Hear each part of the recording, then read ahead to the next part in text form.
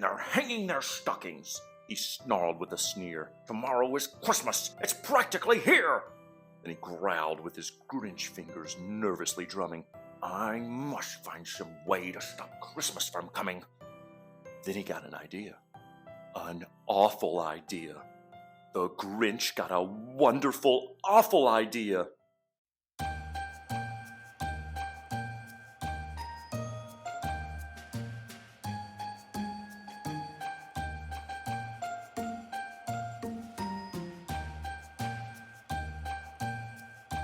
Hello! Today, we will be reading the book, How the Grinch Stole Christmas. Let's dive on in.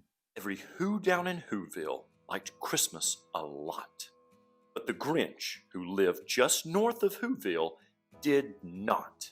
The Grinch hated Christmas, the whole Christmas season. Now, please don't ask why. No one quite knows the reason. It could be his head wasn't screwed on just right. It could be, perhaps, that his shoes were too tight. But I think that the most likely reason of all may have been that his heart was 2 sizes too small. But whatever the reason, his heart or his shoes, he stood there on Christmas Eve, hating the Whos, staring down from his cave with a sour, Grinchy frown at the warm-lighted windows below in their town. For he knew every Who down in Whoville beneath was busy now, hanging a mistletoe wreath. And they're hanging their stockings, he snarled with a sneer. Tomorrow is Christmas. It's practically here. Then he growled with his Grinch fingers nervously drumming. I must find some way to stop Christmas from coming. For tomorrow, he knew, all the Who girls and boys would wake bright and early. They'd rush for their toys, and then, oh the noise, noise, noise. That's one thing he hated, the noise. Then the Whos, young and old, would sit down to a feast, and they'd feast, and they'd feast, and they'd feast. They would feast on Who pudding and rare Who roast beast, which was something the Grinch couldn't stand in the least. And then they'd do something he liked least of all. Every Who down in Whoville, the tall and the small, would stand close together with Christmas bells ringing. They'd stand hand in hand, and the Whos would start singing. They'd sing, and they'd sing, and they'd sing. And the more the Grinch thought of this Who Christmas sing, the more the Grinch thought, I must stop this whole thing. Why, for 53 years I've put up with it now. I must stop this Christmas from coming. But how? Then he got an idea. An awful idea. The Grinch got a wonderful, awful idea. I know just what to do. The Grinch laughed in his throat, and he made a quick Santa Claus hat and a coat. And he chuckled and clucked. What a great Grinchy trick! With this coat and this hat, I look just like Saint Nick. All I need is a reindeer. The Grinch looked around. But since reindeer are scarce, there was none to be found. Did that stop the old Grinch? No! The Grinch simply said, if I can't find a reindeer, I'll make one instead.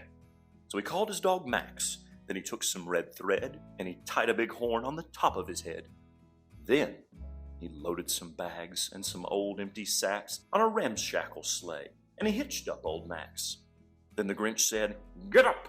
And the sleigh started down toward the homes where the Whos lay a snooze in their town. All their windows were dark, quiet snow filled the air. All the Whos were all dreaming sweet dreams without care. Then he came to the first little house on the square. This is stop number 1, the old Grinchy Claus hissed, and he climbed to the roof, empty bags in his fist.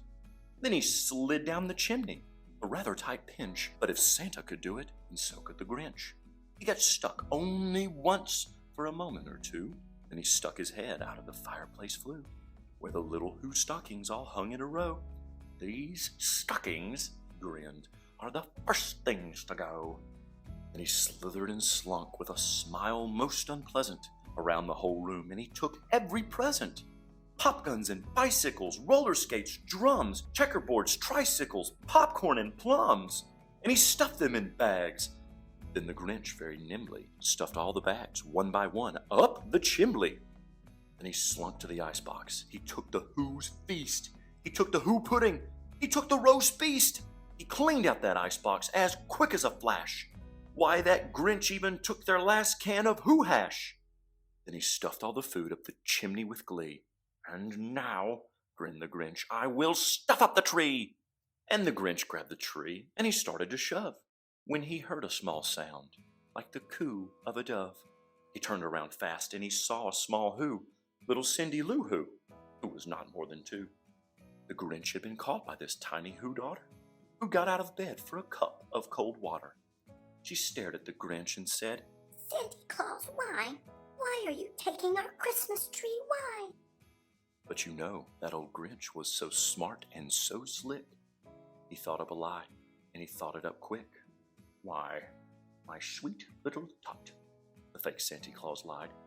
There's a light on this tree that won't light on one side. So I'm taking it home to my workshop, my dear. I'll fix it up there. Then I'll bring it back here. And his fib fooled the child. Then he patted her head, and he got her a drink, and he sent her to bed. And when Cindy Lou Who went to bed with her cup, he went to the chimney and stuffed the tree up. Then the last thing he took was the log for their fire. Then he went up the chimney himself, the old liar. On their walls he left nothing but hooks and some wire. And the one speck of food that he left in the house was a crumb that was even too small for a mouse. Then he did the same thing to the other Who's houses, leaving crumb much too small for the other Who's mouses. It was 1/4 dawn, all the Who's still abed, all the Who's still a snooze, when he packed up his sled.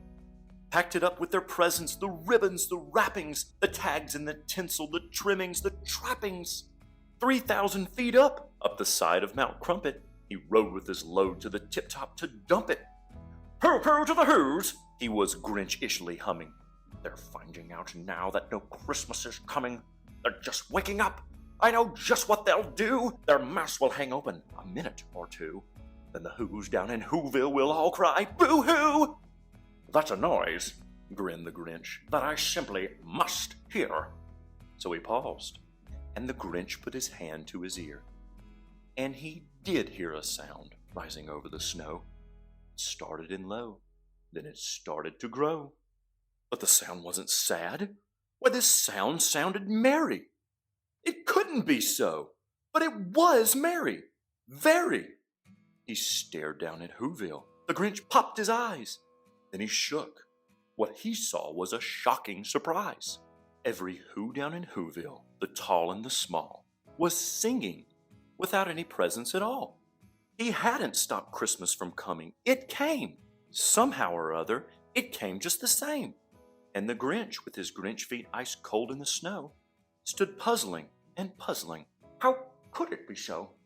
It came without ribbons. It came without tags. It came without packages, boxes, or bags. And he puzzled 3 hours till his puzzler was sore. Then the Grinch thought of something he hadn't before. Maybe Christmas, he thought, doesn't come from a store. Maybe Christmas, perhaps, means a little bit more. And what happened then?